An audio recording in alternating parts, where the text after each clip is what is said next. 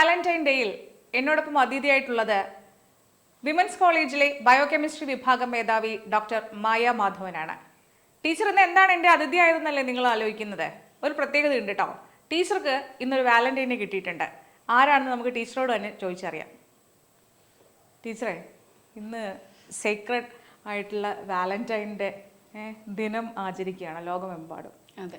എന്താണ് പ്രണയം? ടീച്ചർക്ക് എന്താ തോന്നിയിട്ടില്ല പ്രണയം എന്ന് വെച്ചാൽ എന്താ? പ്രണയം എന്ന് പറഞ്ഞാൽ സ്നേഹത്തിൻ്റെ, ഇഷ്ടത്തിൻ്റെ ഏറ്റവും പരമമായ ഒരു രൂപമാണെന്നാണ് ഞാൻ മനസ്സിലാക്കുന്നത്. അത് എൻ്റെ മകളോടും എനിക്ക് പ്രണയമുണ്ട്. ഞാനിങ്ങനെയൊന്നും ആയിരുന്നില്ല കേട്ടോ. കാലങ്ങൾ കൊണ്ട് ഞാൻ തിരിച്ചറിഞ്ഞ ചില കാര്യങ്ങളാണ്. പ്രണയത്തിനെ ചില സ്ഥലങ്ങളോട് എനിക്ക് പ്രണയമുണ്ട്, ചില കാര്യങ്ങൾ, ചില പ്രവൃത്തികളോട് എനിക്ക് പ്രണയമുണ്ട്. അതുതന്നെ നമുക്ക് എന്താണ് ഈ പ്രണയം എന്ന് പറയുന്നത്? ഒരു ലോങ്ങിങ് ഉണ്ടാവും അതിലേക്ക് എത്തിച്ചേരാൻ, അല്ലെങ്കിൽ വീണ്ടും വീണ്ടും ഇപ്പോൾ ഒരാളെ നമ്മുടെ ഒരു സാധാരണക്കാരൻ്റെ ഭാഷയിൽ പറഞ്ഞാൽ പ്രണയമുണ്ടാകുമ്പോൾ ആ ആളിനോട്, സ്ത്രീ ആയാലും പുരുഷനോട്, അയാളോട് മിണ്ടിക്കൊണ്ടിരിക്കാൻ തോന്നും, അയാളെ കാണാൻ തോന്നും, അയാളുടെ അടുത്തിരിക്കാൻ തോന്നും. എത്ര ഇരുന്നാലും എത്ര സംസാരിച്ചാലും നമുക്ക് മതിയാവില്ല. അതുപോലെ തന്നെ ചില ആബ്സ്ട്രാക്റ്റ് ആയിട്ടുള്ള ചില സ്ഥലങ്ങളോട്, ചില കാര്യങ്ങളോട് ഒക്കെ എനിക്ക് പ്രണയമുണ്ട്. ഇതെല്ലാം തരുന്ന ഒരു അഡ്രിനലിൻ റഷുണ്ട്. അത് നമ്മൾ കുറേ നാളത്തേക്ക് നമ്മളെ യങ്ങാക്കി നിലനിർത്തും, നമ്മളെ നല്ല സുന്ദരിയോ സുന്ദരനോ ഒക്കെ ആക്കി മാറ്റും. നമുക്ക് ഈ ലോകത്ത് നമ്മൾ ഏറ്റവും വലുതാണെന്ന് തോന്നും, നമ്മളെന്തൊക്കെ സംഭവമാണെന്ന് തോന്നും പ്രണയത്തിലകപ്പെടുമ്പോൾ. അതിപ്പോൾ ഒരു വ്യക്തി തന്നെ വേണമെന്നില്ല. ഞാനൊരു വ്യക്തിയോടുള്ള പ്രണയത്തിൽ നിന്നും കുറച്ച് അപ്പുറത്തേക്കും കൂടെ ചിന്തിക്കുന്ന ഒരു ലെവലിലേക്കാണ് ഞാനിപ്പോൾ നിൽക്കുന്നത്. ഈ പുതിയ വാലന്റൈനെ കണ്ടുപിടിച്ചപ്പോൾ എന്തോ തോന്നി? വലിയ കഷ്ടപ്പാടായിരുന്നു. എനിക്ക് കുറച്ച് നാളായിട്ടൊരു വാലന്റൈനെ കിട്ടാതെ ഞാൻ അലഞ്ഞു തിരിഞ്ഞ് നടക്കുകയായിരുന്നു. എന്തായാലും ഇന്നത്തേക്ക് ഒപ്പിച്ചു വരണം. അപ്പോൾ അത് കുറച്ച് നാളായിട്ട് ഞാനിങ്ങനെ ഒരു വാലന്റൈൻ, എൻ്റെ സുഹൃത്തുക്കൾ, ചിലപ്പോൾ എന്നോട് പ്രണയം തന്നെ ഉണ്ടായേക്കാവുന്ന ചില സുഹൃത്തുക്കളുണ്ട്, അവരോടൊക്കെ ഞാനിങ്ങനെ സത്യം കെഞ്ചി നടക്കുകയായിരുന്നു. ഈ ഒരു വർഷത്തേക്ക്, ഒരു ദിവസത്തേക്കെങ്കിലും. പക്ഷേ ടീച്ചർ, ഇത് ഇന്ന് കഴിഞ്ഞായിരുന്നെങ്കിൽ കുറേ കൂടെ ആൾക്കാർ എത്തിപ്പെട്ടേനെ. ടീച്ചർ എങ്ങനെ സോഷ്യൽ മീഡിയയിൽ ആവശ്യപ്പെട്ടോ? എനിക്ക് കുറച്ച് ദിവസമായിട്ട് ഞാൻ ചോക്ലേറ്റ് കിട്ടുമോയെന്ന് ചോദിച്ചു, ഹഗ് കിട്ടുമോയെന്ന് ചോദിച്ചു, പലതരം ചോദ്യങ്ങൾ. ഞാൻ കുറച്ച് ഔദ്യോഗിക തിരക്കുകളുള്ളപ്പോൾ എനിക്ക് സോഷ്യൽ മീഡിയ അത്രയും ഉപയോഗിക്കാൻ പറ്റുന്നില്ല. പക്ഷേ വാലന്റൈൻ ദിനം അടുത്ത് വന്നപ്പോൾ ആകെ ടെൻഷനായി. എനിക്കൊരു വാലന്റൈൻ ഇല്ലല്ലോ, ഞാൻ സിംഗിളായി നിൽക്കുന്നു, കുട്ടി സിംഗിളായിട്ട് നിൽക്കുന്നു. അപ്പോൾ ഭയങ്കര ടെൻഷനായി. അപ്പോൾ കുറച്ച് നാളായിട്ട് ഞാൻ മോളോടും പറയുന്നത്, എനിക്ക് എവിടെന്നെങ്കിലും എനിക്കൊരു വാലന്റൈനെ കണ്ടുപിടിക്കണം, ആകെ ഒറ്റപ്പെടലാണ്. അപ്പോൾ അങ്ങനെ ഞാൻ സോഷ്യൽ മീഡിയയിലൊക്കെ ചോദിച്ചു, കുറച്ച് നാളായിട്ട് ചോദിക്കുക, എനിക്കൊരു ചോക്ലേറ്റ് എങ്കിലും ആരെങ്കിലും തരുമോ? അപ്പോൾ എൻ്റെ അടുത്ത സുഹൃത്തുക്കളോട് ചോദിച്ചു. അപ്പോൾ അവർ പലരും പറഞ്ഞത് വളരെ സന്തോഷമാണ്, മായ ടീച്ചറിൻ്റെ വാലന്റൈൻ ആവുക എന്ന് പറഞ്ഞാൽ അതൊരു പ്രസ്റ്റീജാണ്. പക്ഷെ പബ്ലിക്കലി വാലന്റൈനായിട്ട് എനിക്ക് അങ്ങനെ ഡിക്ലെയർ ചെയ്യണം, എനിക്ക് ലോകത്തോട് പറയണം ഈ ആളാണ്, ഒരു സ്ത്രീയോ പുരുഷനോ എന്നുള്ളത് എനിക്ക് വിഷയമല്ല, ഈ വ്യക്തിയാണ് എൻ്റെ വാലന്റൈൻ എന്ന് എനിക്ക് ലോകത്തോട് ഉറക്കെ പറയണം. പക്ഷെ അതിന് ആരും തയ്യാറായി വന്നില്ല. ഇൻബോക്സിൽ വന്നു, ഫോൺ വിളിച്ച് പറഞ്ഞു, വരില്ല. അതൊക്കെ ഇഷ്ടംപോലെ പേര് വന്നു, ചോക്ലേറ്റ് അയച്ചു തരാമെന്ന് പറഞ്ഞു. പക്ഷേ എൻ്റെ വാലന്റൈനായി എന്നോട് ചേർന്ന് നിന്ന് എന്നെ കെട്ടിപ്പിടിച്ചുകൊണ്ട് ലോകത്തോട് ഉറക്കെ പ്രഖ്യാപിക്കാൻ ആരും വന്നില്ല. അപ്പം അതിൻ്റെ വിഷമത്തിലായിരുന്നു ഞാൻ. ടീച്ചർ ഇപ്പം ഈ കാര്യം പറഞ്ഞു, ഈ സമൂഹത്തെയാണോ നമ്മളെല്ലാവരും ഭയപ്പെടുന്നത്? അങ്ങനെയാണ് എനിക്ക് തോന്നുന്നത്. പ്രണയത്തിലാവുമ്പോൾ നമുക്ക് ഇപ്പൊ കുട്ടികളാണെങ്കിലും, പ്രണയം മാത്രമല്ല, നമ്മുടെ മനസ്സിലുള്ള ഒരു എക്സ്പ്രഷൻ നമുക്ക് പുറത്ത് കാണിക്കുമ്പോൾ ഒരു പേടിയാണോ, സമൂഹം എന്ത് വിചാരിക്കും, ആ ഒരു ഓറയ്ക്കകത്താണ് നമ്മൾ. അതെ, എന്ത് കാര്യം ചെയ്യുമ്പോഴും നമ്മൾ ചിന്തിക്കുന്നത് ആരെങ്കിലും കാണുന്നുണ്ടോ, ആരെങ്കിലും കാണാത്തിടത്ത് പോയി, ചിന്തകളിൽ പോലും നമ്മുടെ മനസ്സിലുള്ള ഒരു കാര്യം നമ്മൾ ഒരാളോട് തുറന്ന് പറയുമ്പോൾ പോലും ആൾക്കാർ വേറൊരു രീതിയിലാണ് അതിനെ കാണുന്നത്. ചിന്തിക്കാനോ സ്വപ്നം കാണാനോ പോലും നമുക്ക് റെസ്ട്രിക്ഷൻസ് ആണ്. കാരണം ഇങ്ങനെ ചിന്തിച്ചു കഴിഞ്ഞാൽ അത് ചെയ്യണമെന്ന് തോന്നിയാൽ നാട്ടുകാരെന്ത് പറയും? അതൊരു വലിയ പ്രശ്നമാണ് പ്രണയത്തിൽ പ്രത്യേകിച്ചും. അതുകൊണ്ടാണല്ലോ എല്ലാവരും പണ്ട്, ഞാൻ എൻ്റെ കുട്ടിക്കാലത്തൊക്കെ ആണെങ്കിൽ നമ്മളെ ഈ മതിലിൻ്റെ അപ്പുറത്ത്, വേലിക്കപ്പുറത്തൊക്കെ നിന്ന് ഒളിച്ച് നിന്ന് കത്ത് കൊടുക്കുന്ന, എനിക്കങ്ങനെയൊന്നും കത്തൊന്നും കിട്ടിയില്ല.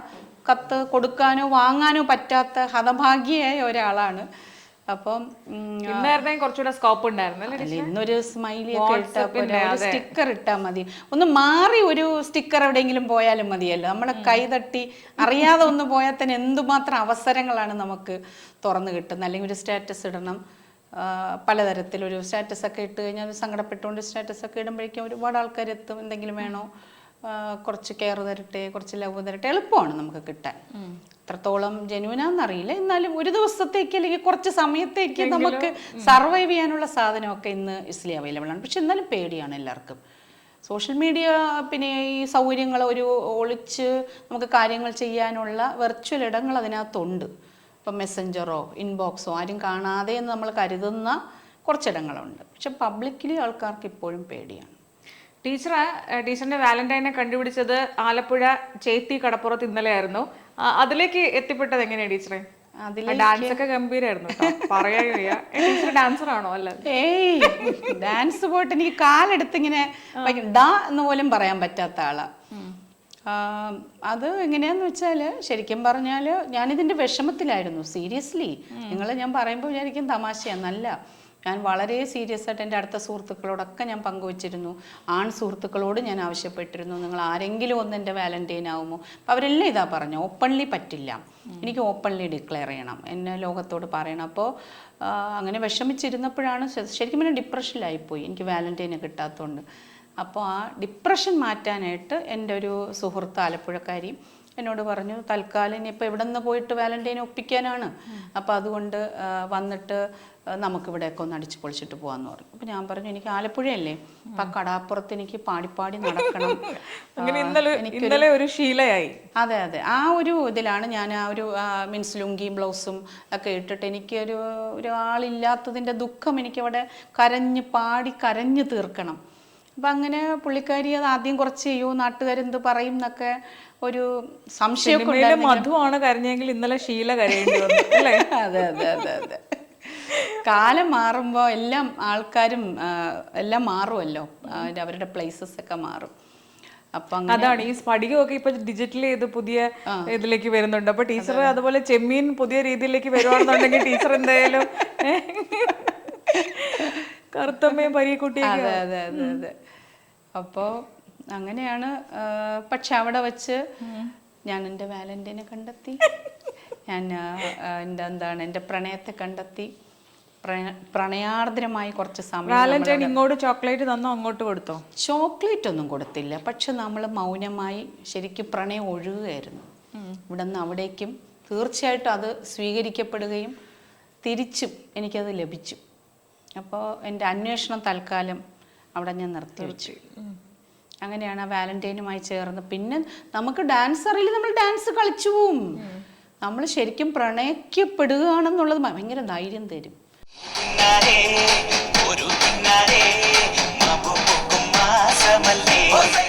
എന്തായിരുന്നു അവിടെയുള്ള ആളുകളുടെ റെസ്പോൺസ് ഒക്കെ? എന്തായിരുന്നു അവിടെ കുറച്ച് ആൾക്കാർ, അത് ശരിക്കും ഒരു ഫിഷിംഗ് ഹാർബർ ആണ്. അടി കിട്ടുമെന്ന് പേടിച്ചാ? കിട്ടുമോന്ന്. അപ്പോൾ അവർക്ക് കൂടെ കുറച്ച് സ്ത്രീകൾ ഉണ്ടായിരുന്നു. അപ്പൊ അവർക്കൊക്കെ കുറച്ച്, അവരവിടത്തുകാരാണ്, അപ്പൊ കുറച്ച് പേടിയുണ്ടായിരുന്നു. സ്വാഭാവികം. അപ്പൊ ഞാൻ പറഞ്ഞു, നമ്മൾ ആരും ഉപദ്രവിക്കുന്നില്ലല്ലോ, നമ്മളെ ഒരു ശരിക്കും പറഞ്ഞു ഇത് നമ്മുടെ ഒരു ഇവിടുത്തെ പഴയ ആൾക്കാരുടെ ഒരു വേഷമല്ലേ ഈ ലുങ്കിയും തോർത്തും എന്ന് പറയുന്നത്. നമ്മളൊരു ശരീരഭാഗവും എക്സ്പോസ് ചെയ്തിട്ടില്ല. അതൊക്കെയാണ് സാധനം ആൾക്കാരെ ട്രിഗർ ചെയ്യുന്നത്.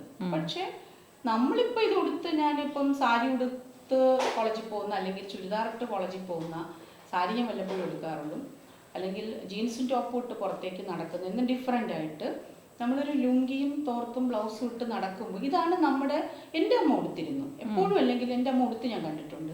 എൻ്റെ അമ്മയുടെ സമപ്രായക്കാരായ പലരും ഇത് ഞാൻ ഉടുത്ത് വീട്ടിലെ വേഷമായിരുന്നു അവരുടെ. അന്നൊക്കെ നമുക്കിത് വളരെ നോർമലായിരുന്നു. പക്ഷെ ഇന്ന് നമ്മൾ ഈ ഒരു മാറിയല്ലോ, നമ്മുടെ ഒരു കോമൺ മാൻ്റെ ഡ്രസ്സിങ് സ്റ്റൈൽ മാറി. അപ്പോൾ ഇത് നമ്മൾ ഉടുത്തിറങ്ങുമ്പോൾ എന്തോ ഒരു നാടക ട്രൂപ്പ്, എന്താ ഇവർ ചെയ്യാൻ പോകുന്നത്, ഈ വേഷമൊക്കെ ഇട്ടത്, അത് സ്വാഭാവികമായിട്ട് അതുണ്ടാവും.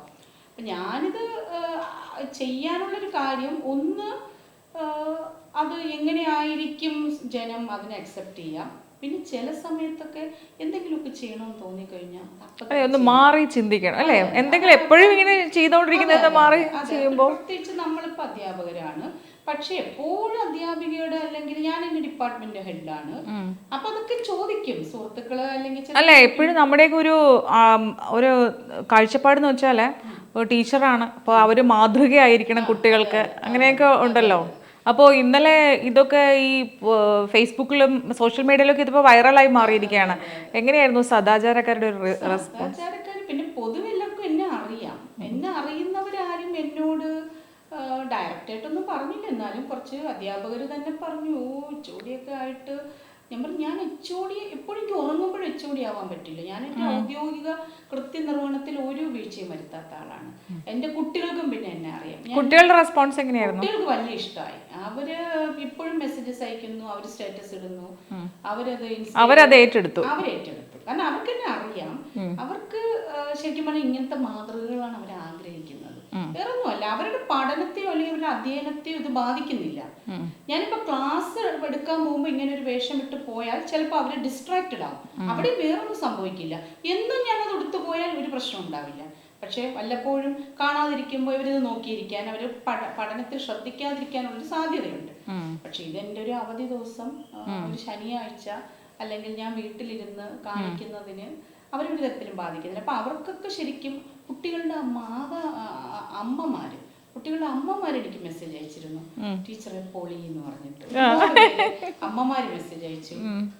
എനിക്ക് തോന്നുന്നു പലരുടെയും മനസ്സിൽ നടക്കാതെ പോയൊരു ആഗ്രഹം അവർ ഇതിലൂടെ കണ്ട് സാറ്റിസ്ഫൈഡ് ആവുമായിരിക്കും. അതുപോലെ ചില അധ്യാപകര് ഇതുപോലെ അവർക്കിനി അവരെയും കൂട്ടി ഇതുപോലെയൊക്കെ പോയി എന്തെങ്കിലുമൊക്കെ അലമ്പുണ്ടാക്കണം എന്ന് പറഞ്ഞിട്ട് എന്നോട് ആവശ്യപ്പെട്ട ചില സ്ത്രീകളാണ്, ടീച്ചേഴ്സ് ഉണ്ട്. ടീച്ചർ അടുത്ത് പോകുമ്പോൾ ഇതൊന്നും പ്ലാൻഡ് ആയിരുന്നില്ല ശരിക്കും. പക്ഷെ ആലപ്പുഴ പോകുന്നു എന്ന് പറഞ്ഞപ്പോ ഞാൻ ഈ വിഷമത്തിൽ ഇരിക്കുകയായിരുന്നു. സീരിയസ്ലി സീരിയസ് ആണ്.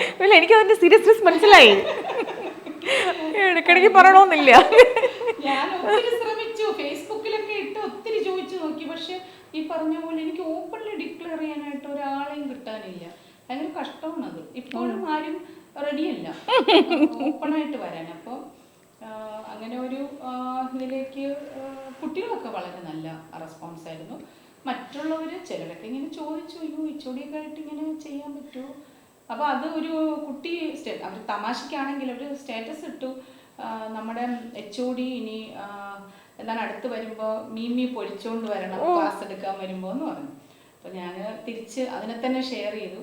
HOD ആയിപ്പോയത്, വെറും ഒരു HOD ആയിപ്പോയത് ഒരു തെറ്റാണോ ഗൈസ് എന്ന് ചോദിച്ചിട്ട്, അപ്പോൾ തെറ്റേ അല്ല എന്ന് പറഞ്ഞാണ് മറ്റു കുട്ടികളൊക്കെ അതിന് റിപ്ലൈ തന്നത്. അപ്പം അങ്ങനെ ഞാൻ പറഞ്ഞു, ഇനി അടുത്ത ക്ലാസ് എന്താണ് കട വരുമ്പോൾ മീൻ കൊണ്ടുവരണം എന്നൊക്കെ പറഞ്ഞിട്ടുണ്ട് കുട്ടികൾ. പക്ഷെ അവർ ശരിക്കും അത് എൻജോയ് ചെയ്തു, അവരെല്ലാം ഷെയർ ചെയ്തു. അവർക്ക് വളരെ സന്തോഷമായിരുന്നു. കാരണം അതൊരു എന്തുകൊണ്ടാണെന്നറിയില്ല എല്ലാവരും ഇത്രയും ഏറ്റെടുത്തത്. മേ ബി ഇത് പലർക്കും ആഗ്രഹം ഉണ്ടായിരുന്നു കാണും, അല്ലെങ്കിൽ പല അല്ല, എനിക്ക് തോന്നുന്നത് പലരും ഇതുപോലെയൊക്കെ പല കാര്യങ്ങളും മനസ്സിലിട്ട് മനനം ചെയ്യുകയും സ്വപ്നം കാണുകയും ഒക്കെ ചെയ്യുന്നുണ്ടാവും. പക്ഷെ അവർക്ക് ഒരിക്കലും അത് എക്സ്പ്രസ് ചെയ്യാനായിട്ട് ഈ പറയുന്ന സമൂഹത്തിന്റെ ചട്ടക്കൂട് അവരെ, അല്ലെങ്കിൽ കുടുംബം എന്ന് പറയുന്ന ആ ഒരു ചട്ടക്കൂട് അവരെ അതിന് അനുവദിക്കുന്നില്ല എന്നുള്ളതാണ് വാസ്തവം. അതെ അതെ അതെ. ടീച്ചർ ഇപ്പൊ ഞാൻ ചോദിക്കട്ടെ, ടീച്ചർ ഇപ്പൊ ഈ 10-30 വർഷമായിട്ട് കോളേജിലുള്ള ഒരാളാണ്. സത്യത്തിൽ പ്രണയത്തിന്റെ പൾസ് നമുക്ക് അറിയാൻ പറ്റുന്നത് കോളേജിൽ നിന്ന് തന്നെയാണ്. എങ്ങനെയാണ് ഈ കഴിഞ്ഞ കുറേ വർഷങ്ങളായിട്ട് പ്രണയത്തിന് എന്തെങ്കിലും മാറ്റം വന്നിട്ടുണ്ടോ? സമൂഹത്തിന്റെ ഒരു കാഴ്ചപ്പാടോ അല്ലെങ്കിൽ കുട്ടികൾക്കിടയിലുള്ള ഒരു കാഴ്ചപ്പാടോ ഒക്കെ എക്സ്പ്രസ് ചെയ്യുന്ന രീതിക്ക് പ്രണയം എനിക്ക് തോന്നുന്നു എന്നും ഒരു ഫീലിംഗ് തന്നെ ആയിരിക്കാം.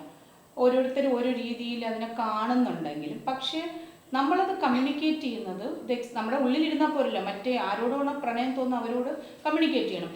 ആ ഒരു കാര്യത്തിൽ എനിക്ക് തോന്നുന്നു നല്ല വ്യത്യാസം വന്നിട്ടുണ്ട്. കാരണം ഞാനിപ്പോൾ നേരത്തെ പറഞ്ഞില്ലേ, എൻ്റെയൊക്കെ സമയത്ത് ഞാനിത് എൻ്റെ മോൾ എന്നോട് ചോദിച്ചിട്ടുണ്ട്, അമ്മ ക്രഷ് ഉണ്ടായിട്ടുണ്ടോ അമ്മയ്ക്ക് ആരോടെങ്കിലും എന്ന്. അത് ഞാൻ എനിക്ക് FB-യിൽ എഴുതിയിരുന്നു. എനിക്ക് സത്യം ക്രഷ് എന്താന്ന് പോലും അറിയില്ല. 3-4 വർഷം മുമ്പാണ് അവളാണ് എന്നെ കുറേ അവരുടെയൊക്കെ ലാംഗ്വേജ് പഠിപ്പിച്ചത്. അപ്പം എനിക്ക് ക്രഷ് എന്താണെന്ന് അറിയില്ല. നമ്മുടെ പ്രായത്തിലുള്ള പലർക്ക് ഈ ക്രഷ് എന്താണെന്ന് അറിയില്ല. നമുക്ക് മാംഗോ ക്രഷ് അറിയായിരിക്കും, ഗ്രേപ്സ് ക്രഷ് ജ്യൂസ് പാർലറിൽ പോയിരുന്ന് കുടിക്കുന്നതാണ്, അല്ലാതെ ക്രഷ് അറിയില്ല. അപ്പൊ അവൾ എന്നോട് ചോദിച്ചു, അമ്മ നല്ല സുന്ദരിയായിരുന്നല്ലോ പണ്ട്, അപ്പൊ അമ്മയ്ക്ക് ആരുടെ ക്രഷ്, ആർക്കെങ്കിലും അമ്മയുടെ ക്രഷ്? അപ്പൊ അവളെ ഞാൻ ചോദിച്ചു എന്താണ് ക്രഷ്? അത് ആ ഒരു ഫീലിംഗ് ഉണ്ടല്ലോ, ഒരു ഓപ്പോസിറ്റ് സെക്സിലാളെ കാണുമ്പോൾ നമുക്ക് ബട്ടർഫ്ലൈസ് ഒക്കെ വരും, വിറയ്ക്കും മൊത്തത്തില്, ഭയങ്കര ഇമാജിനേഷൻ ആണ് ആ ഒരു ഫീലിംഗ്. ഞാൻ പറഞ്ഞു ഇന്ന് എനിക്ക് തോന്നിയിട്ടില്ല. പക്ഷെ അപ്പൊ അമ്മ നോർമൽ അല്ല, അമ്മയ്ക്ക് എന്തോ കുഴപ്പമുണ്ട്. അമ്മ ഒന്നുകൂടെ ആലോചിച്ച് നോക്കും. അപ്പൊ ഞാൻ ഇങ്ങനെ പഴയ കാലത്തേക്ക് ആലോചിച്ച് നോക്കി. അങ്ങനെ ആലോചിച്ച് നോക്കിയപ്പോൾ ഞാൻ തിരിച്ചറിഞ്ഞു എൻ്റെ ക്രഷിനെ. അതായത് എൻ്റെ ഡിഗ്രി കാലത്ത് ഞാൻ ട്യൂഷൻ പഠിച്ചിരുന്ന ട്യൂഷൻ സാറിൻ്റെ വീട്ടിൽ വരുമായിരുന്ന ഒരു പയ്യൻ. എന്താണ് ക്രഷ് തോന്നാനുണ്ടായ കാര്യമെന്ന് ഞാൻ ഇത്രയും വർഷങ്ങൾക്ക് ശേഷം ആലോചിച്ച് നോക്കിയപ്പോൾ ഞാൻ ഭയങ്കര പഠിപ്പിയായിരുന്നു. എല്ലാത്തിനും ഫസ്റ്റ് വാങ്ങുന്ന, നന്നായിട്ട് പഠിക്കുന്ന ഒരു കുട്ടിയായിരുന്നു. അപ്പോൾ അതുപോലെ പഠിക്കുന്ന മറ്റു കുട്ടികളെ ഞാൻ ഒബ്സർവ് ചെയ്യും. പക്ഷെ എനിക്ക് ഫസ്റ്റ് ആവണം, മനസ്സിലായി, ഭയങ്കര കോമ്പറ്റീറ്റീവ് ആയിരുന്നു. അപ്പോൾ ഒരു പയ്യനുണ്ടായിരുന്നു, അവൻ ചിലപ്പോൾ 1 മാർക്ക് കൂടുതൽ വാങ്ങിക്കും. അതായിരുന്നു എനിക്ക് ക്രഷ് തോന്നാനുണ്ടായ കാര്യം. അതിൽ പോയി ആകുമ്പോൾ സ്വാഭാവികമായിട്ട് 18 വയസ്സ് അല്ലെ 17 വയസ്സ് ആ സമയത്ത് എൻ്റെ റീസൺ ഇതാണ്. ഞാനൊരു സെപ്പിയോ സെക്ഷൽ ഇൻഡിവിജ്വൽ ആയിട്ടാണ് ഞാനിപ്പോൾ ഐഡൻറ്റിഫൈ ചെയ്യുന്നത്. എനിക്ക് അട്രാക്ഷൻ തോന്നുന്ന അങ്ങനെയുള്ള ആൾക്കാരോടാണ്. അപ്പോൾ അവൻ്റെ മാർക്ക് വാങ്ങുന്നു. അപ്പോൾ ഞാൻ അവൻ എന്നെ നോക്കിയിരുന്നു എന്നൊന്നും എനിക്ക് അറിഞ്ഞൂടാ. നോക്കിയിരുന്നു എന്നാണ് ഞാൻ വിശ്വസിക്കുന്നത് ഇപ്പോഴും. അവനിത് കേൾക്കുന്നുണ്ടോ എന്തോ ഇപ്പോൾ? കേൾക്കുന്നുണ്ട്. അതിന് ബാക്കിയും കൂടെ ഉണ്ട്, അതും കൂടെ ഞാൻ പറഞ്ഞുതരാം. അപ്പം ഞാൻ ഈ ക്രഷിൻ്റെ എനിക്ക് ഭയങ്കര ക്രഷായിരുന്നു. പിന്നെ ഞാൻ കുറേ നാൾ കഴിഞ്ഞ് അന്വേഷിച്ചൊക്കെ നടന്നു, ഈ പുള്ളി ഇപ്പം എവിടെയാണ്, എവിടെയെങ്കിലും. ഇപ്പം ഞാനിപ്പോൾ സിംഗിൾ ആണല്ലോ, എന്നാലും പുള്ളി സിംഗിൾ ആണെങ്കിലോ നമുക്കൊന്ന് മീറ്റപ്പ് ഒക്കെ ചെയ്തെല്ലാം ഒന്ന് റെഡിയാക്കി എടുക്കാന്നൊക്കെ വിചാരിച്ചു. അങ്ങനെ കുറേ നാൾ കഴിഞ്ഞ് അപ്പോൾ എന്നോട് മോള് പറഞ്ഞു, അമ്മ കണ്ടെത്തണം, അമ്മയുടെ പഴയ ക്രഷിനെ അമ്മ കണ്ടെത്തണം, ഫോളോ ചെയ്ത് സോഷ്യൽ മീഡിയ ഒക്കെ ഉപയോഗിച്ച് കണ്ടെത്തണം എന്ന് പറഞ്ഞു. അങ്ങനെ ഇടയ്ക്ക് എന്തോ ഏതെങ്കിലും പോസ്റ്റ് ഇടയ്ക്ക് ഇങ്ങനെ ഇടുന്നത് ചിലപ്പോൾ വൈറലാവും. ആ സമയത്ത് ഒരു കൂട്ടം ആളുകൾ നമ്മളെ പെട്ടെന്ന് തേടിയെത്തും. ആ കൂട്ടത്തിൽ ഒരു 2-3 വർഷം മുമ്പ് എൻ്റെ ക്രഷ് എൻ്റെ ഇൻബോക്സിൽ വരുന്നു. വായിക്കെന്നെ ഓർമ്മയുണ്ടോ? ഞാൻ താങ്കളെ സഭ എനിക്ക് പറയാനുള്ളത്. എനിക്ക് നല്ല ഓർമ്മയുണ്ട്, എന്തൊരു സന്തോഷം. ഞാൻ അയാൾ എവിടെയാന്ന് എനിക്ക് ഒത്തിരി സുഹൃത്തുക്കളോട് ഞാൻ അന്വേഷിച്ചു. അപ്പോൾ ഞാൻ ചോദിച്ചു, എനിക്ക് നമ്പറൊന്ന് തരുമോ? അപ്പോൾ പുള്ളി പേടിച്ച് എന്നോട് വരുന്നത്. അപ്പോൾ എനിക്കൊന്ന് സംസാരിക്കണം, നമ്പറൊന്ന് തരുമോ എന്ന് ചോദിച്ചു. അങ്ങനെ നമ്പറൊന്നൊരു രാത്രി 11:30 ആയിരുന്നു. പിറ്റേ ദിവസം ഞാൻ വിളിച്ചു. ആ ഒരു കൊട്ടാരം അങ്ങനെ അങ്ങ് തകർന്നു പോയി. പുള്ളി വിളിക്കണ്ടായിരുന്നു എനിക്ക്. യാതൊരുവിധ റൊമാൻസ് എനിക്ക് ഫീൽ ചെയ്തില്ല, ഫുൾ ക്രഷായി പോയി. അതായത് അന്നത്തെ ഒരു, ചിലപ്പോൾ അന്ന് ഞാൻ സംസാരിച്ചിട്ടില്ല, പുള്ളിയോട് സംസാരിച്ചിരുന്നില്ല, ജസ്റ്റ് ഈ പറഞ്ഞ പോലെ കാണുന്നു. കുറേ നാൾ, എനിക്കൊന്ന് 2-3 വർഷം ക്രഷ് ഉണ്ടായിരുന്നു. നമ്മൾ അങ്ങോട്ടും ഇങ്ങോട്ടും പറഞ്ഞിട്ടില്ല. പുള്ളിക്ക് എന്തായിരുന്നു ഫീലിംഗ് എന്ന് അറിയില്ല. എന്തായാലും അങ്ങനെയാണ് ആ ക്രഷ് അങ്ങ് ക്രഷായി പോയത്. അപ്പോൾ അവിടെ നിന്നാണ് ഇവിടേക്ക് എത്തുന്നത്. കാലാകാലങ്ങളിൽ ക്രഷൊക്കെ ഉണ്ടായിരുന്നു കാണും. പക്ഷേ ഇപ്പോൾ ഞാൻ എൻ്റെ യഥാർത്ഥ പ്രണയത്തെ തിരിച്ചറിഞ്ഞു. ആ ഫോട്ടോകളും ആ ഡാൻസും ഒക്കെയാണ് നിങ്ങൾ ഫേസ്ബുക്കിൽ കാണുന്നത്. ടീച്ചർ, ഇപ്പോൾ നമ്മൾ ഈ പാറശാലയിൽ ഇപ്പോൾ ഒരു കാര്യം കേട്ടു അല്ലേ, വിഷം കൊടുത്ത് കൊല്ലാൻ വരെ നമ്മൾ മനസ്സിനെ പ്രാപ്തമായി. അതുപോലെ തന്നെ ഇപ്പോൾ സ്നേഹിച്ചൊരു സ്ത്രീ അല്ലെങ്കിൽ ഒരു പെൺകുട്ടി അത് നിരസിച്ചാൽ ഉടനെ പെട്രോൾ ഒഴിച്ച് കത്തിക്കുക, അതിന് സ്ഥലമില്ല, ഒന്നുമില്ല, പ്ലാൻ ചെയ്ത് ചെയ്യുക, കോളേജ് ഹോസ്റ്റലിൽ കയറിയിട്ട് വെടിവെച്ച് കൊല്ലുക. അപ്പോൾ ഇതൊക്കെ പ്ലാൻ ചെയ്താണ് ഇവർ ചെയ്യുന്നത്. അതിന് വേണ്ടിയിട്ടുള്ള സജ്ജീകരണങ്ങൾ ഒരുക്കുക, സംവിധാനങ്ങൾ ഒരുക്കി കൊണ്ടുവരിക. അപ്പോൾ ഇത്രയും പ്ലാൻ ചെയ്ത് നമ്മളെ എങ്ങനെയാണ് ഈ കുട്ടികൾക്കൊക്കെ ഇങ്ങനെ ഇതിനെ കഴിയുന്നത്? കാരണം നേരത്തെ ഉള്ള കാലത്തും ഇതുപോലെ തന്നെ പ്രണയിച്ചവരുണ്ടാവും, പ്രണയ നൈരാശ്യങ്ങൾ ഉണ്ടായവരുണ്ടാവും, തേച്ചൊട്ടിച്ച് പോയവരുണ്ടാവും. പക്ഷേ ആ കാലഘട്ടത്തിൽ നമ്മൾ ഇത്രയ്ക്കൊരു അക്രമവാസന കണ്ടിട്ടില്ല. എന്തുകൊണ്ടായിരിക്കാം നമ്മുടെ കുട്ടികളൊക്കെ ഇങ്ങനെ മാറി പോകുന്നത്? ഇത് ശരിക്കും അതിനകത്ത് എത്രത്തോളം പ്രണയമുണ്ടെന്നുള്ളത് എനിക്ക് സംശയമാണ്. പ്രണയിക്കുമ്പോൾ കാര്യത്തിന് വേണ്ടിയിട്ടുള്ള ഒരു അതിനകത്തൊരു ക്രിമിനൽ മൈൻഡാണ് ഞാൻ കാണുന്നത്. തീർച്ചയായിട്ടും അതിനകത്തൊരു ക്രിമിനൽ സൈക്കോളജി ഉണ്ട്. അങ്ങനെയല്ലാത്ത ഒരാൾക്കും തീർച്ചയായിട്ടും ഒരാളെ കൊല്ലാനോ അതൊന്നും പറ്റില്ല. അതൊരു ക്രൈമായിട്ട് തന്നെ നമ്മളെ കാണണം. നമ്മളതിനകത്ത് പ്രണയത്തിൻ്റെ എലമെന്റ് എപ്പോഴെങ്കിലും ഉണ്ടായിരുന്നു കാണും. അത് തീർച്ചയായിട്ടും അതിനകത്ത് ഒരാൾ ക്രിമിനൽ മൈൻഡുള്ള ഒരാളായിരുന്നു. അല്ലാതെ ഒരിക്കലും പ്രണയിച്ചു എന്ന് പറഞ്ഞിട്ട് പണ്ട് നമ്മൾ കണ്ടിട്ടുണ്ട്, പ്രണയിക്കും ഒരാൾ തേക്കുമ്പോൾ തീർച്ചയായിട്ടും രണ്ടുപേരും കൂടി ഒരു മ്യൂച്വൽ കൺസെന്റിൽ പിരിഞ്ഞു പോവുകയാണെങ്കിൽ ഇത് എപ്പോഴും ഒരാളായിരിക്കുമല്ലോ ഒരു റിലേഷൻഷിപ്പ് എൻഡ് ചെയ്യുന്നത്. അതൊക്കെ എന്തെങ്കിലും കാരണം കൊണ്ട് ബെറ്റർ ഒരാളെ കിട്ടുമ്പോഴോ അല്ലെങ്കിൽ വേറെ എന്തെങ്കിലും ഒരു മാരീഡ് റിലേഷൻഷിപ്പിലേക്ക് പോകും. പല കാരണങ്ങൾ കൊണ്ടാണ് നമ്മൾ ഇത് വേണ്ടാന്ന് വെക്കുന്നത്. അപ്പോൾ നമ്മുടെ ഇതിൽ സിനിമകളൊക്കെ തന്നെ ആയിട്ടുണ്ട് പലതും അല്ലേ, പ്രണയിച്ച പുരുഷന് വേണ്ടി കാത്തിരിക്കുന്ന സ്ത്രീയെ അല്ലേ, അങ്ങനെയൊക്കെയുണ്ട്. ദേവദാസിനെ പോലെ മദ്യപിച്ചുകൊണ്ടും ഒക്കെ പ്രണയിനിയെ ഓർത്ത് കരഞ്ഞുകൊണ്ടിരിക്കുന്ന സ്ത്രീകള്, പുരുഷന്മാര്, അതുപോലെ അങ്ങോട്ടും ഇങ്ങോട്ടും നമ്മൾ കൂടുതൽ സ്ത്രീകളെയാണ് നമ്മൾ സിനിമകളിലൊക്കെ കണ്ടിരിക്കുന്നത്. പുരുഷൻ തേച്ചിട്ട് പോകും അല്ലെങ്കിൽ ഗർഭിണിയാക്കിയിട്ട് പോകും, പിന്നെ സ്ത്രീ അത് ഓർത്ത് എൻ്റെ കന്യകാത്വം കവർന്ന അല്ലെങ്കിൽ ചാരിത്രം കവർന്ന പുരുഷനെ ഓർത്ത് സ്ഥിരം വിലപിച്ചുകൊണ്ടിരിക്കുന്ന കുറേ സ്ത്രീകൾ നമ്മൾ പുരുഷന്മാരും ഉണ്ട്. പക്ഷേ എനിക്ക് തോന്നുന്നത് അന്ന് മറ്റൊരാളെ വേദനിപ്പിക്കുന്ന തലത്തിലേക്ക് നമ്മൾ മാറിയിട്ടില്ല. ഇപ്പൊ കുറേ ഇങ്ങനെ ഒരുപാട് ജനറലി ഉണ്ടായ ഒരു ചേഞ്ചിന്റെ ഭാഗം ഇന്ന് എക്സ്പോഷർ ഉണ്ട്. ഇപ്പം തന്നെ ഈ പല ക്രൈംസിലും പല സാധനങ്ങളും നമുക്ക് ഓൺലൈനിൽ കിട്ടുന്നതും അതിനുള്ള ടൂൾസ് ആണെങ്കിൽ ഇപ്പോൾ ഒരു തോക്ക് വാങ്ങിക്കാം അല്ലെങ്കിൽ എന്തെങ്കിലും സാധനങ്ങൾ നമുക്ക് ഓൺലൈനിൽ വാങ്ങിക്കാം. പിന്നെ യൂട്യൂബ് നോക്കി എങ്ങനെ കൊല്ലാമെന്ന് നമുക്ക് പഠിക്കാം. എല്ലാ സാധനങ്ങളും നമുക്ക് കുറച്ചും കൂടെ ആക്സസ് ഉണ്ട്. പണ്ട് ഇതൊക്കെ പോയി ആരെങ്കിലും ചോദിക്കാൻ പറ്റുമോ? അപ്പൊ അത് ഒരു അവൈലബിലിറ്റി ആക്സസ് അല്ല, അതിനേക്കാളൊക്കെ അപ്പുറം മനസ്സിനെ അങ്ങനെ ആക്കി തീർക്കാൻ കഴിയുന്നു എന്നുള്ളതാണ്. അതൊരു തീർച്ചയായിട്ടും ഒരു ക്രിമിനൽ ഇത് തന്നെയാണ് അവിടെ വർക്ക് ചെയ്തിരിക്കുന്നത്. അത് നമുക്ക് പ്രണയമായിട്ട് ഞാൻ കാണുന്നേ ഇല്ല. തീർച്ചയായിട്ടും അതൊന്നും എങ്ങനെയാണ് പ്രണയമാകുന്നത്? എത്ര പേര് തേക്കും. അതിൻ്റെ ഒരു ബ്രേക്കപ്പ്, നമ്മളിപ്പോൾ വളരെ സിമ്പിളായിട്ടാണ് ബ്രേക്കപ്പ് എന്ന് പറയുന്നത്, വളരെ മൈൽഡാണ്. പക്ഷെ ഒരു ബ്രേക്കപ്പ് ശരിക്കും ഭയങ്കര ഡിവോഴ്സസിന്റെ എണ്ണവും വളരെയധികം കൂടി വരുന്നത്. അതെ, അത് എനിക്ക് തോന്നുന്നത് ഇപ്പം നമുക്ക് രണ്ട് വ്യക്തികൾക്ക് ഒരുമിച്ച് പോകാൻ പറ്റുന്നില്ല. ജീവിതത്തിലായാലും ഒരു റിലേഷൻഷിപ്പിലായാലും ഒരു ഫ്രണ്ട്ഷിപ്പായാൽ പോലും ഒരു സൗഹൃദമായാലും ചിലപ്പോൾ ഒരു സൗഹൃദത്തിൽ ഒരാൾ മറ്റേയാൾ ഒത്തിരി ഡിപ്പെൻഡ് ചെയ്തിരിക്കുകയായിരിക്കും. ആ ആളില്ലാതിൽ സൗഹൃദത്തിലും സംഭവിക്കാം. അപ്പോൾ എന്തെങ്കിലും കാരണവശാൽ ഒരാൾക്ക് ഇത് ഉപേക്ഷിച്ച് പോകേണ്ടി വന്നു, തീർച്ചയായിട്ടും നമ്മൾ വിട്ടുകൊടുക്കണം. അതാണ് അയാളെ പോകാൻ അനുവദിക്കണം. അങ്ങനെയുള്ളത് മാത്രമാണ് ശരിക്കും. അവിടെ എന്തെങ്കിലും സ്നേഹമുണ്ടെങ്കിൽ അയാളെ ഫ്രീ ആയിട്ട് പോകാനാണ്. വേദന ഉണ്ടാവും, തീർച്ചയായിട്ടും വേദനയുണ്ട്. ഈ പറയുന്ന പോലെ അത്ര സിമ്പിളൊന്നുമല്ല. ഞാനും എക്സ്പീരിയൻസ് ചെയ്തിട്ടുണ്ട്. ഒരാളെ വിട്ടുകൊടുക്കേണ്ടി വരുമ്പോൾ അയാൾക്ക് എന്തെങ്കിലും കാരണങ്ങൾ, അത് ചിലപ്പോൾ നമുക്ക് അറിയുക പോലും ഇല്ലായിരിക്കും. എന്തിനാണ് അയാൾ പോയതെന്ന് പോലും നമുക്കറിയില്ല. പക്ഷേ അയാൾ നമുക്ക് വിട്ടുകൊടുക്കേണ്ടി വരും. വിട്ടുകൊടുക്കുക എന്നുള്ളത് മാത്രമാണ് അവിടെ എൻ്റെ ശരി എന്ന് പറയുന്നത്. കുറച്ച് നാൾ വിഷമിക്കും, പിന്നെ എല്ലാവരും മൂവ് ഓൺ ചെയ്യും. ആ മൂവ് ഓൺ ചെയ്യുന്നത് വരെ കാത്തിരിക്കാനുള്ള ഒരു പേഷ്യൻസ് വേണം. ലൈഫ് നമുക്ക് വേറെ പലതും വെച്ചിട്ടുണ്ടാവും. അവിടേക്ക് എത്തുന്നവരെ അതിനുള്ളൊരു ക്ഷമ ഉണ്ടാവണം.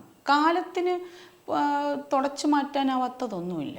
അപ്പോൾ ഈ കുട്ടികളൊന്നും അതിനുള്ള ക്ഷമ കാണിക്കുന്നില്ല. അവർക്ക് എന്താണ്, എനിക്കിത് കുട്ടികളൊക്കെ ചെയ്യില്ല, അതെ. അതുപോലെ എനിക്ക് വേണമെന്ന് വെച്ചാൽ എനിക്ക് കിട്ടണം, എനിക്ക് മാത്രം കിട്ടണം. അപ്പോൾ അത് അല്ല, എനിക്ക് കിട്ടുന്നില്ല. ഇപ്പോൾ പണ്ട് എനിക്കറിയാം, ഇപ്പോൾ നമ്മൾ ഉത്സവപ്പറമ്പിലൊക്കെ പോയാൽ കുട്ടികളൊരു കളിപ്പാട്ടം കാണുമ്പോൾ വേണമെന്ന് പറയും. ചിലപ്പോൾ അച്ഛനും അമ്മയും അത് വാങ്ങിക്കൊടുക്കുന്നില്ല, കാശില്ല, അല്ലെങ്കിൽ വാങ്ങിക്കൊടുക്കാൻ താല്പര്യമില്ല. കുറച്ചു നേരം കരയും, എന്നിട്ട് അവരെ അടുത്ത് വീണ്ടും അങ്ങ് പോകും. മറ്റേ കുട്ടിക്ക് വാങ്ങിക്കൊടുക്കുന്നുണ്ട്, അത് നോക്കി നിന്നിട്ട് അങ്ങ് പോകും.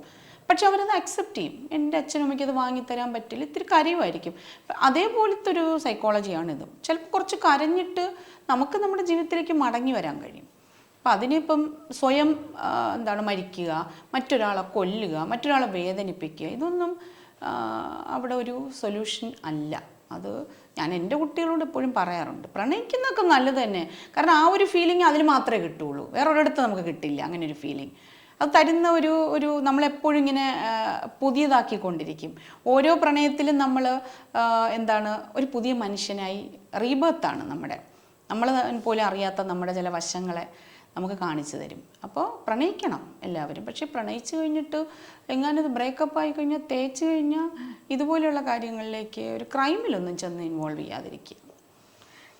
ടീച്ചറിൻ്റെ കാലത്തേക്ക് ഉള്ള ഒരു കോളേജ് റൊമാൻസും ഇപ്പോഴത്തെ കോളേജ് റൊമാൻസും തമ്മിൽ നല്ല വ്യത്യാസമുണ്ട്. അത് നമ്മൾ നേരത്തെ പറഞ്ഞതുപോലെ പണ്ട് ഇപ്പം ഞാൻ എൻ്റെ ക്രഷിൻ്റെ കാര്യം അന്ന് നമ്മൾ നോക്കും, അല്ലെങ്കിൽ എൻ്റെ നമ്മൾ അകത്ത് തന്നെ ഒതുക്കും. അതെ, പറയാതിരിക്കലാണ് ദിവ്യമായ പ്രണയം എന്നാണ്. ഒരിക്കലും പറയാത്ത എത്രയോ പ്രണയങ്ങൾ അങ്ങനെ വീണ് മരിച്ചിട്ടുണ്ട്, അല്ലെങ്കിൽ ഇപ്പോഴും മനുഷ്യരുടെ ഉള്ളിൽ ജീവിക്കുന്നുണ്ടാവും. അതവർ പറയാതിരിക്കുന്നതാണ് എൻ്റെ ഭംഗി എന്ന് നമ്മളെപ്പോലെയുള്ള ആ ഒരു കാലഘട്ടത്തിലുള്ളവർ ഇപ്പോഴും വിശ്വസിക്കുന്നുണ്ട്. ഞാൻ കാര്യവട്ടം ക്യാമ്പസിലാണ് പഠിച്ചത്. അപ്പോൾ അവിടെയൊക്കെ പലരും പഴയ കാര്യങ്ങൾ ഷെയർ ചെയ്യുമ്പോൾ പലരും എന്നോട് അന്നുണ്ടായിരുന്ന പ്രണയം അവർക്കിപ്പോൾ ഇല്ല, പക്ഷെ അന്നുണ്ടായിരുന്ന ഒരു പ്രണയം ഫീലിംഗ് അവരിപ്പോൾ വന്ന് എന്നോട് പറയും. അവർക്ക് അന്ന് പറയാനുള്ള അവസരമില്ല, അല്ലെങ്കിൽ ധൈര്യമില്ല. അവരിപ്പോൾ അത് ഓപ്പണായിട്ട് പറയും. അങ്ങനെ നടന്നു പോകുമ്പോൾ ഞാനിങ്ങനെ നോക്കുമായിരുന്നു എന്ന്. കൂടെ പഠിച്ചിരുന്ന കുട്ടികൾ, അതായത് അവരുടെ ഫീമെയിൽ ആയിട്ടുള്ള ക്ലാസ്മേറ്റ്സ്, ഞങ്ങളുടെ ക്ലാസ്സിലെ ആ പയ്യൻ ഇങ്ങനെ ടീച്ചർ പോകുമ്പോൾ അവിടെ കൂടെ നോക്കും. ഞങ്ങളുടെ സഹ അധ്യാപകരിൽ തന്നെ ഉണ്ട് പല ഡിപ്പാർട്ട്മെൻറ്റിലും. അപ്പോൾ അവരത് പറയുമ്പോൾ അവർക്കത് ഓർക്കുമ്പോൾ പോലും നല്ല സുഖമുള്ള ഒരു അനുഭവമാണ്. ഇത്ര വർഷമായി. അത് പറഞ്ഞ പോലെ 30 വർഷത്തിന് മുമ്പുണ്ടായിരുന്ന ഒന്നുമില്ല അതിനകത്ത്, എനിക്കറിയുക പോലും ഇല്ല. പക്ഷെ ആ വ്യക്തിയുടെ ഉള്ളിൽ ഇപ്പോഴും അതൊരു നല്ല നനവുള്ള സുഖമുള്ള ഒരു അനുഭൂതിയാണ് അത് ഓർക്കുമ്പോൾ കിട്ടുന്നത്. പക്ഷെ ഇന്ന് അങ്ങനെയല്ല, കുറച്ചുകൂടെ ഫാസ്റ്റായി. ഇന്ന് നമ്മളെപ്പോലെയുള്ള നമ്മുടെ പ്രായത്തിലുള്ളവരും ഒക്കെ ഭയങ്കര ഇൻസ്റ്റൻറ്റ് പ്രണയമാണ്. മണിക്കൂറുകൾക്ക് അല്ലെങ്കിൽ പിറ്റേ ദിവസം തന്നെ ബ്രേക്കപ്പ് ആവുന്ന പ്രണയമുണ്ട്. ഡേറ്റ് ചെയ്യും, പിറ്റേ ദിവസം അതെ അതെ. അല്ല, ഇന്നിപ്പോ ഈ പ്രണയ വിവാഹങ്ങളൊക്കെ വളരെ ആർഭാടമായിട്ടൊക്കെ വീട്ടുകാരൊക്കെ വളരെ ആദ്യമൊക്കെ എതിർക്കുമെങ്കിലും പിന്നീട് വലിയ സമൂഹത്തെയൊക്കെ നോക്കി ആദർശവാദികളൊക്കെ ആവുന്നു. പക്ഷെ 1-2 മാസം കഴിയുമ്പോഴത്തേക്കും പിന്നെ അത് ബ്രേക്കപ്പ് ആയി എന്നൊരു വാർത്തയാണ് നമ്മൾ കേൾക്കുന്നത്. അപ്പൊ നമ്മൾ ആലോചിക്കാറുണ്ട്, ഇത്രയൊക്കെ കടുംപിടുത്തം പിടിച്ചവർ എന്തിനാണ് ഇത്രയും മത്സര ബുദ്ധിയോട് കൂടിയിട്ടൊക്കെ ഈ കല്യാണം എന്ന് പറഞ്ഞതിലേക്ക് കാലെടുത്ത് വെച്ചിട്ട് പിന്നീട് അതൊന്നും അല്ലാതെ ആയി മാറുന്ന. ജീവിതം എന്ന് പറയുന്നത് എപ്പോഴും വ്യത്യസ്തമാണ്. പ്രണയിക്കുമ്പം പലപ്പോഴും നല്ല സുഖമല്ലേ, എവിടെയെങ്കിലും പോകുന്നു, ഐസ്ക്രീം കഴിക്കുന്നു, അല്ലെങ്കിൽ സിനിമയ്ക്ക് പോകുന്നു, നമ്മൾ അന്യോന്യം നമ്മുടെ നല്ല വശങ്ങൾ നന്മ മാത്രം കണ്ട് ചിരിച്ച് കളിച്ച് നടക്കുന്നു. പക്ഷെ ജീവിതത്തിലേക്ക് ഇറങ്ങുമ്പോൾ എല്ലാം റിയാലിറ്റി വേറെയല്ലേ. അപ്പോൾ അത് അവിടെ റെസ്പോൺസിബിലിറ്റീസ് എടുക്കുക, ഷെയർ ചെയ്യുക. എന്നും അങ്ങനെ റോസാപ്പൂ കൊടുത്തുകൊണ്ടോ ചിരിച്ചുകൊണ്ടോ ഇരിക്കാൻ പറ്റില്ല. ഒരുപാട് കാര്യങ്ങൾ, നമ്മുടെ 2 കുടുംബങ്ങളും കൂടെ ഇൻവോൾവ് ആണ്. അപ്പോൾ അത് ദാറ്റ് ഈസ് ഡിഫറെൻറ്റ്. അപ്പം അതിനെ അങ്ങനെ തന്നെ കാണണം. പ്രണയിച്ചത് കൊണ്ട് ജീവിതത്തിൽ, പ്രണയിക്കാത്തത് കൊണ്ട് ജീവിതത്തിൽ പരാജയമാവുമെന്നോ അല്ലെങ്കിൽ പ്രണയിച്ചത് കൊണ്ട് ജീവിതത്തിൽ വിജയിക്കണമെന്നോ ഇല്ല. പക്ഷേ ജീവിച്ച് ചിലർ പറയില്ലേ, ഞാൻ വിവാഹം കഴിച്ചതിന് ശേഷം പ്രണയിച്ചു, എൻ്റെ ഭാര്യയെ പ്രണയിച്ചു തുടങ്ങിയെന്ന്. അങ്ങനെ അത് സത്യമാണെങ്കിൽ നല്ലതാണ് ലൈഫിൽ. ഞാൻ ഈ ഇടയ്ക്ക് എൻ്റെ ചില സുഹൃത്തുക്കൾ, അപ്പോൾ നമ്മുടെ ഞാൻ സിംഗിളാണ്, ഹസ്ബൻഡ് മരിച്ചു പോയതാണ്. പക്ഷേ ചില ഫാമിലിക്കകത്ത് നിൽക്കുന്ന ചില സ്ത്രീകൾ പറയും ഭയങ്കര ബോറടിയാണ്. കുറച്ച് കഴിയുമ്പോൾ കുറേ വർഷം കഴിയുമ്പോഴേ നമ്മളെ ഒരേ മനുഷ്യരെ കണ്ടുകൊണ്ടിരിക്കുന്നു, അവരുടെ അങ്ങോട്ടും ഇങ്ങോട്ടും അവരവരുടെ ചില വീക്ക്നെസ്സുകളും അല്ലെങ്കിൽ ചില പ്രശ്നങ്ങളും ഒക്കെ എന്നും അലട്ടിക്കൊണ്ടിരിക്കും. ഇതിനോട് മാറ്റമില്ലല്ലോ, അതിന് രക്ഷപ്പെടാൻ പറ്റില്ല. പക്ഷെ അവിടെയും ഇതുപോലെ നമ്മൾ ഒന്ന് പേർപ്പസ്ഫുള്ളി ഇത്തിരി പ്രണയം നിറച്ചാൽ കുറച്ച് വീണ്ടും വീണ്ടും മുന്തിരിവള്ളികളൊക്കെ തളർക്കും. അത് ചെയ്യാവുന്നതേ ഉള്ളൂ. ഇത്തിരി പ്രണയം നമ്മൾ കരുതി നിറയ്ക്കണം. കുറച്ച് വെള്ളമൊക്കെ ഒഴിച്ചു കൊടുക്കുന്ന പോലെ ഇടയ്ക്കിടയ്ക്ക് പ്രണയം നിറയ്ക്കുക. അപ്പോൾ ജീവിതങ്ങളൊക്കെ കുറച്ചും കൂടി സുന്ദരമാവും. ആൾക്കാരുടെ ഒരു കോൺസെപ്റ്റ് എന്ന് പറയുമ്പോൾ ടീച്ചർ പറഞ്ഞ പോലെ ഒന്ന് സിംഗിൾ ആയി കഴിഞ്ഞാൽ പിന്നെ നമ്മൾ ഇങ്ങനെയുള്ള തോട്ട്സ് ഒന്നും നമ്മുടെ മനസ്സിൽ പാടില്ല. അല്ലാന്നുണ്ടെങ്കിൽ ഈ ഒരു പ്രായം കഴിഞ്ഞാൽ ഇനി എന്ത് പ്രണയം എന്നൊക്കെയാണ് നമ്മൾ പൊതുവെ നമ്മൾ പറഞ്ഞു കേട്ടിട്ടുള്ളത്. അതിപ്പം ഞാൻ ഇതിട്ടപ്പോൾ എനിക്ക് പക്ഷെ വളരെ പോസിറ്റീവായിട്ടാണ് എല്ലാവരും സപ്പോർട്ട് ചെയ്തത്. ഓപ്പൺലി അവിടെ മോശപ്പെട്ട കമൻ്റ് ഒന്നും കണ്ടില്ല. പക്ഷെ ഒരാൾ ചോദിച്ചിട്ടുണ്ട്, ഇതിനൊക്കെ ഒരു പ്രായമില്ലെന്നോ എന്തോ ഒരു കമൻ്റ് ഉണ്ട്. പൊതുവെ ആൾക്കാർ എന്നെ സപ്പോർട്ട് ചെയ്തിട്ട് അവർ പുറകെ പറയുമായിരിക്കും. ചിലർ എന്നോട് പേഴ്സണലി പറയും, ചിലർ വലിയ ധൈര്യമാണെന്ന് പറയും. പക്ഷെ അതിനകത്ത് അപ്പം അത്രയും ഒരു ധൈര്യം വേണ്ട പ്രവൃത്തിയാണെന്ന് എനിക്ക് ഇവരുടെ റെസ്പോൺസിൽ നിന്നാണ് അത് മനസ്സിലാവുന്നത്. എന്തോ അവർക്കൊക്കെ ചെയ്യാൻ പേടിയുള്ളൊരു കാര്യമാണ്. അപ്പോൾ അതിനകത്ത് ഒരാൾ കമൻ്റ് ഇട്ടിട്ടുണ്ട്, ഇതിനൊക്കെ ഒരു പ്രായമില്ലേ എന്ന്. ശരിക്കും പ്രായമില്ല. ഏത് പ്രായത്തിലും, ഏത് പ്രായത്തിലും പ്രണയിക്കാം. മരിക്കാൻ കിടക്കുന്നവർ പ്രണയിച്ചൂടെ, ആ സമയത്തൊരു പുതിയ പ്രണയം ഉണ്ടായിക്കൂടെ. കാരണം ആ പ്രണയം എന്ന് പറയുന്നത് ആ ഒരു എന്താണ്, തിരിച്ചറിയുമ്പോൾ എനിക്കൊരാളോട് പ്രണയം തോന്നും, അതേസമയം അയാൾക്കും ആ പ്രണയം ഉണ്ടെന്ന് ഞാൻ തിരിച്ചറിയുന്ന മൊമെൻറ്റിൽ നമ്മൾ ഇങ്ങനെ അപ്പൂപ്പൻ താടിയെ പോലെ അങ്ങ് പറന്നു പോവല്ലേ. അത് വേറെ ഒന്നിനും കൊണ്ടുവരാൻ കഴിയില്ല. അതുകൊണ്ട് നമ്മൾ പ്രണയിച്ചുകൊണ്ടേയിരിക്കണം. പക്ഷെ ഇതുപോലുള്ള ട്രാപ്പുകളിൽ ചെന്ന് ചാടാതിരിക്കാൻ കുട്ടികളായാലും മുതിർന്നവരുടെ ഒത്തിരി വാർത്തകൾ നമ്മൾ ഈ ഫേസ്ബുക്കും ഒക്കെ ഒരു ചതിക്കുഴികളായിട്ട് മാറുകയാണ്. ഒത്തിരി വാർത്ത നമ്മൾ വായിക്കുന്നില്ല, എന്നിട്ട് വിളിക്കുന്നു, ഓരോടത്ത് പോകുന്നു. അപ്പോഴേക്കും ഇപ്പൊ ഏറ്റവും കൂടുതൽ കേസസ് അങ്ങനെയാണ് റിപ്പോർട്ട് ചെയ്യപ്പെടുന്നത്. ഈ ഫേസ്ബുക്കിലൂടെയുള്ള ചാറ്റ് വഴി പരിചയപ്പെടുന്നു, ഇൻസ്റ്റാഗ്രാം വഴി പരിചയപ്പെടുന്നു.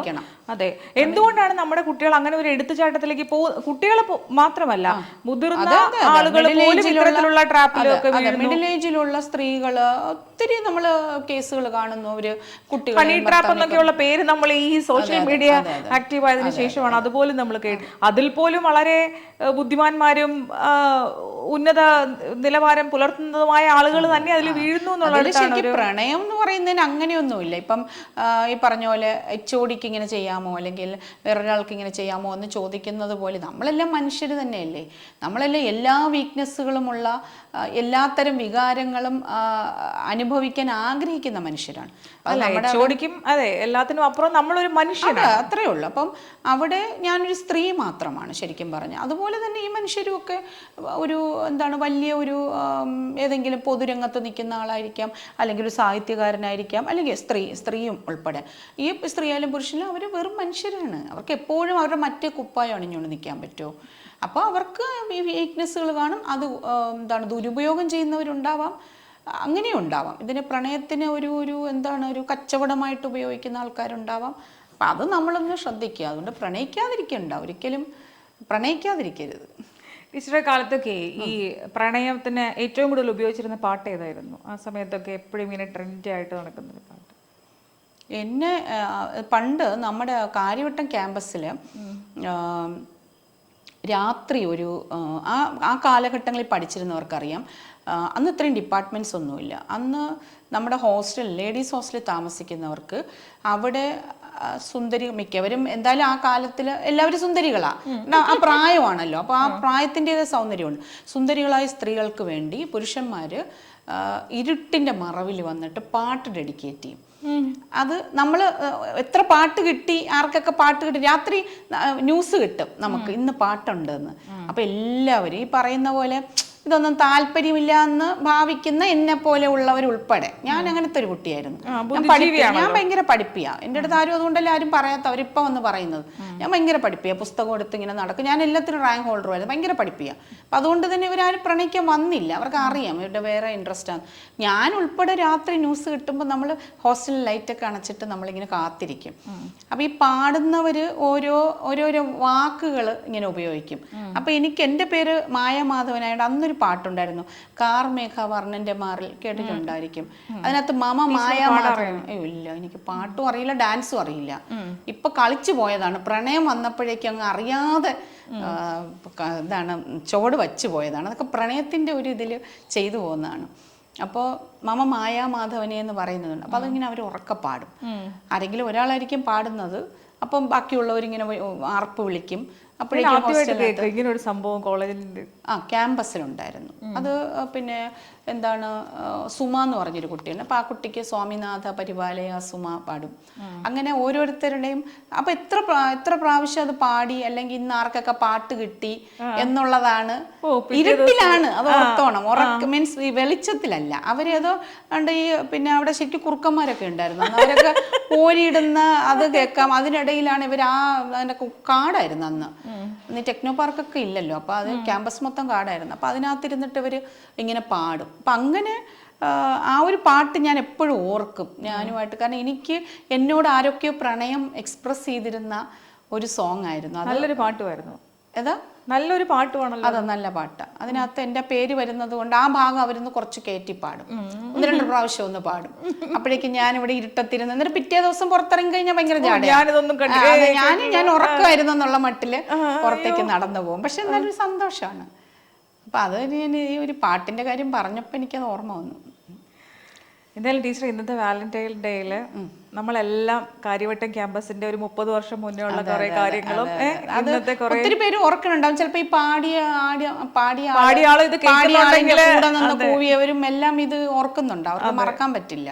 കാരണം അത് ഏകദേശം ഒരു 1-2 വർഷത്തോളം ഉണ്ടായിരുന്ന ഒരു ലോങ് ടേം പരിപാടിയായിരുന്നു. വീണ്ടും വരും, അടുത്ത് വീണ്ടും പാടും. കാരണം ഈ പാട്ട് തന്നെയാണോ അവർ ആവർത്തിക്കുന്നത്? അതെ, എനിക്ക് വേണ്ടി പാടുകയാണെങ്കിൽ ഈ പാട്ടാണ് പാടുന്നത്, വേറെ ആൾക്കാർക്ക് വേണ്ടി വേറെ പാട്ട് പാടും. അപ്പൊ ഒന്നും വർക്കൗട്ട് ആവാത്തോണ്ട് ഫ്രണ്ട്സ് ഒക്കെ എന്ത് പറയും, മായ ഉറങ്ങിയിട്ടൊന്നും ഇല്ലായിരുന്നു കേട്ടോ അവിടെ കേൾക്കുന്നുണ്ടായിരുന്നു. എനിക്ക് സിംഗിൾ റൂം ആയിരുന്നു. അപ്പൊ ചിലപ്പോ ഞാൻ എന്റെ സുഹൃത്തുക്കളുടെ റൂമിൽ പോയിരിക്കും, ചിലപ്പോ എന്റെ റൂമിൽ തന്നെ ഇരുന്നായിരിക്കും കേൾക്കുന്നത്. അപ്പൊ പിറ്റേ ദിവസം വേണ്ടി പാട്ട് തിരക്കിലായിരുന്നു. അതെ അതെ അതെ, ഞാനും ഉറങ്ങിപ്പോയി.